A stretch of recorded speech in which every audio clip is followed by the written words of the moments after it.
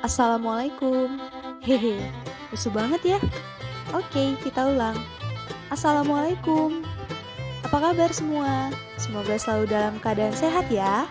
Jadi, pada podcast kali ini, aku dan saudara-saudaraku akan membawa teman-teman lebih dalam mengenal siapa itu Raymond Bernard Kettle. Katanya kan, tak kenal maka tak sayang. Tak sayang maka tak cinta. Tak cinta maka ta'aruf. Tapi jangan ta'aruf sama Kettle ya, karena orangnya udah nggak ada. Ya udah deh, langsung aja. Yuk, selamat mendengarkan. Nah, di sini aku bakal jelasin tentang sejarah kelahiran Kettle. Raymond B. Kettle ini lahir pada tanggal 20 Maret 1905. Ia lahir di Hilltop, West Bromwich, sebuah kota kecil di Inggris, dekat Birmingham. Kettle ini keluarga ayahnya terlibat dalam penemuan suku cadang baru untuk mesin, mobil, dan mesin lainnya.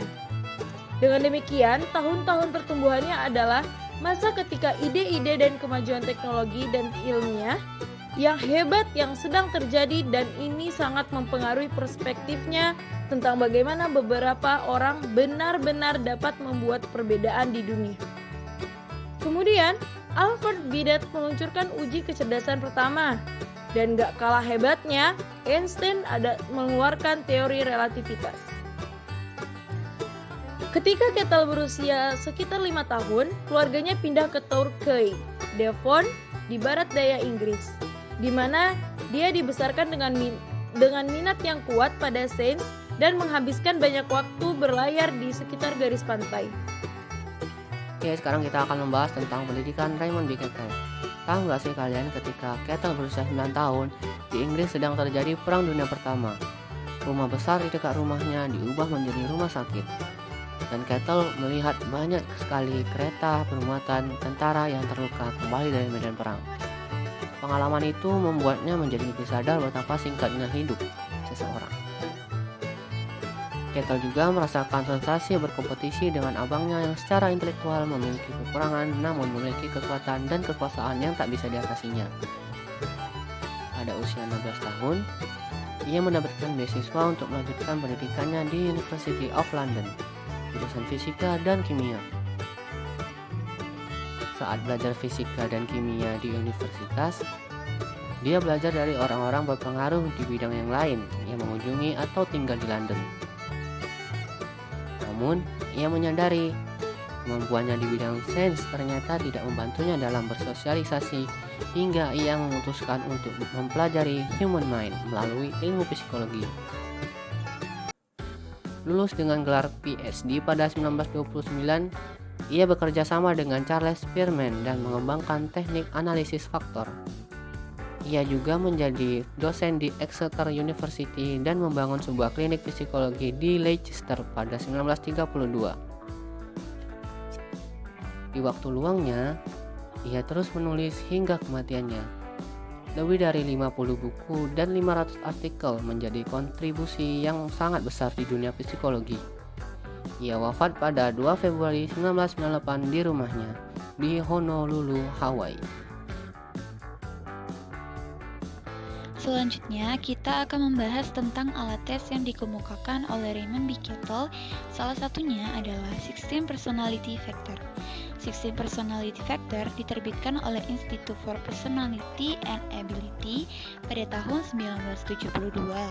Kettle berspekulasi bahwa masalah terbesar di dunia ialah hasil dari human temperament and motivation, sehingga Kettle berkeinginan untuk memahami human personality.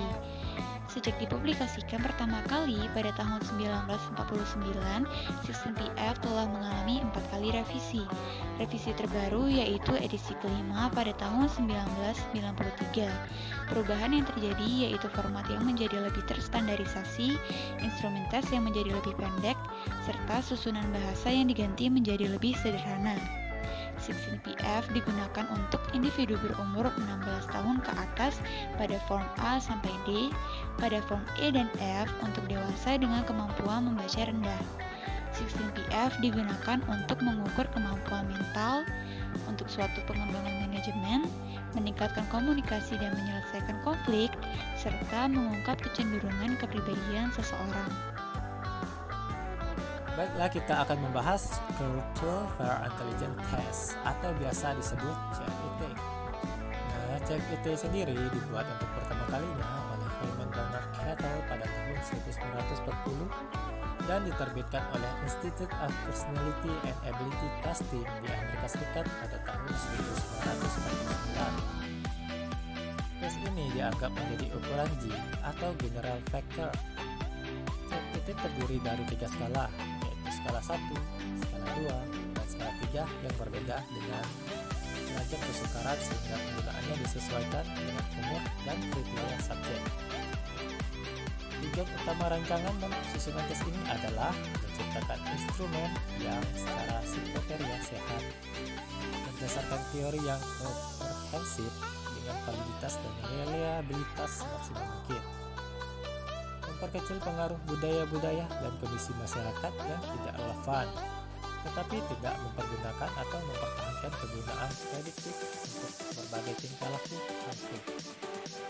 Pelaksanaan penyajian dan penyesuaian yang sangat mudah dan penggunaan waktu tes yang relatif ekonomis. Tes ini dipergunakan untuk keperluan yang berkaitan dengan faktor kemampuan mental, umur, atau kecerdasan. Tes intelijensi CFIT mengukur general intelijensi yang terdiri dari 2 faktor, yaitu intelijensi fluida dan intelijensi interkristalisasi. Intelijensi fluida merupakan hasil utama yang terukur dari pengaruh faktor biologis terhadap perkembangan intelektual yang bersifat bawaan atau herediter. Intelijensi terkristalisasi merupakan hasil dari interaksi antara intelijensi fluida dengan lingkungan sekitar, seperti sekolah. Intelijensi terkristalisasi merupakan keahlian yang diperoleh dari pengalaman-pengalaman budaya, sehingga intelijensi terkristalisasi berkembang sebagai hasil belajar pada tahun 1971. Apa sih fakta menarik dari seorang Raymond B. Cattell? Jadi, selain penelitiannya dalam kepribadian, motivasi, dan kecerdasan, karya Cattell dengan analisis multivariat meninggalkan tanda yang langgeng pada psikologi. Sementara penelitian sebelumnya dalam psikologi telah berfokus pada mempelajari variabel tunggal dalam isolasi. Cattell mempelopori penggunaan analisis multivariat yang memungkinkan peneliti untuk melihat individu secara keseluruhan dalam mempelajari aspek perilaku manusia yang tidak dapat dipelajari dalam pengaturan laboratorium. Cattell terkenal karena 16 faktor kepribadiannya, di mana dia dan banyak rekannya menggunakan analisis faktor untuk mengidentifikasi 16 komponen dasar kepribadian yang berbeda. Kemudian, dia mengembangkan kuesioner kepribadian 16PF yang masih banyak digunakan hingga saat ini. Cattell juga mempengaruhi karya psikologi lain. Dalam ulasan para psikolog terkemuka, tulisan-tulisan profesional Raymond Cattell menduduki peringkat ke-7 yang paling sering dikutip dalam jurnal psikologi selama 100 tahun terakhir. Psikolog juga disurvei dan diminta untuk menyebutkan siapa yang mereka rasakan sebagai psikolog paling terkenal di abad ke-20, dan Cattell menduduki peringkat ke-16. Wih, ternyata Cattell bukan orang biasa, guys. Keren banget ya. Banyak banget fakta menarik yang udah disampaikan tentang Cattell. Semoga apa yang disampaikan oleh saudara-saudaraku tadi dapat bermanfaat ya bagi teman-teman dan dapat menambah pengetahuan teman-teman. Sepertinya kita harus berakhir sampai di sini. Aku sedih. Maksudnya adalah kita berakhir dalam podcast kali ini. Terima kasih bagi yang sudah mendengarkan. Kita jumpa di podcast selanjutnya. Dadah. Assalamualaikum.